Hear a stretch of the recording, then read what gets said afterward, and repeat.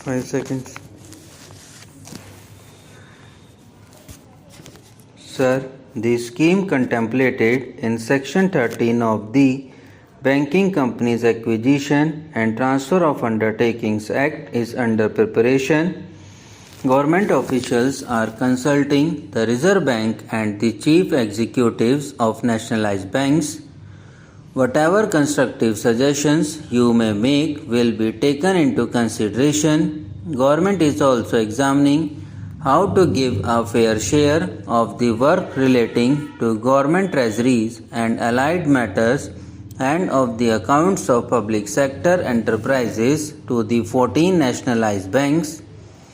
In the weeks immediately following July 19, it was rumored in some circles that the nationalization of the 14 banks would lead to the denial of loans to large productive enterprises. Nothing could be farther from the truth, and I am sure that you know this. The production of goods and services useful to the community must expand fast. Otherwise, grave distortions arise in the economy, leading to unemployment. You should have no hesitation in assisting all genuine productive enterprise of medium and large size. However, please do remember that in India bank finance has not always been measured by lenders against actual production needs, and there has not been an effective check on the end use of bank money.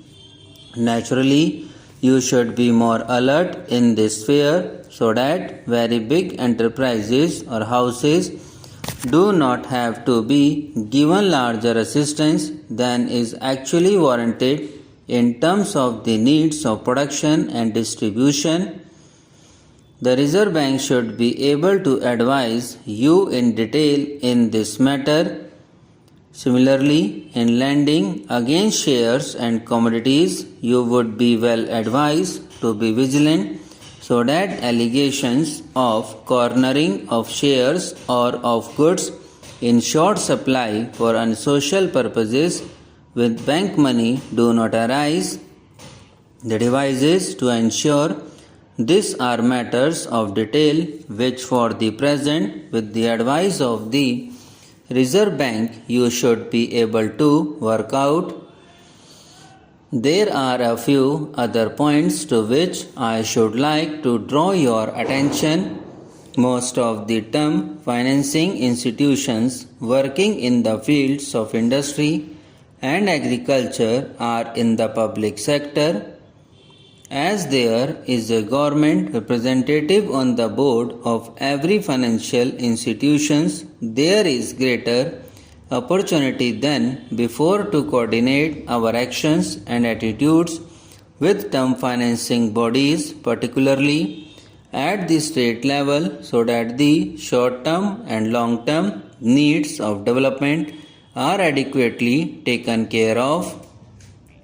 As I have mentioned earlier, it would be useful to be actively in touch with the state and union territory governments so that they do not remain in ignorance of what you can do and what you cannot, and they may so trim and adopt their expectations as to get the best out of the monetary system for the good of the public without nationalized banks having to depart from sound canons of wise financing.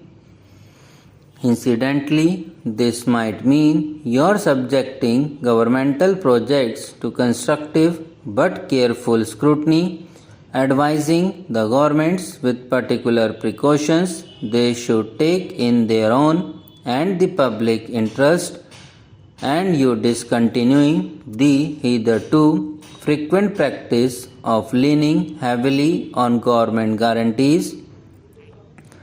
You are aware of the current tensions in the minds of the rising generation, and the main causes of these. One of the irregularities we must correct is the complaint of neglect and incomprehension which the student community appears to make against established authority. It is good to learn that some of you have schemes for financial assistance to students in need. These schemes deserve wide publicity. Those like you who have knowledge and experience of business, industry, and the monetary system can also usefully establish closer touch with the student community. Perhaps you and your senior officials could occasionally arrange meetings with young people and also with other sections of the public. I am glad to know that some of you are trying to use Hindi and regional languages in your contacts with your customers and the public. I think it is necessary to evolve some positive attitude to the language problem over which there are strong feelings in the country. I should like to assure you that the government has no intention of forcible amalgamation of one nationalized bank with another or of upsetting the management of any bank which does its best to achieve well-known objectives. If structural changes in banks are felt to be necessary in the light of working experience wherever possible, these should come about through consultation and coordination.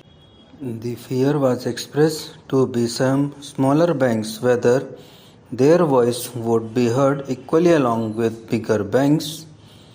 I am sure that his will be so. The misunderstanding which arose in some uninformed circles after nationalization is settling down. I am sure that soon it will disappear altogether.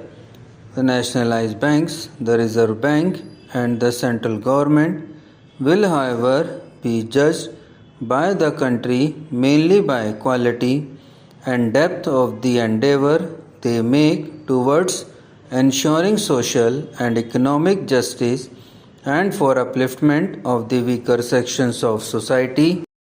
Subscribe now and press the bell icon. Never miss an update.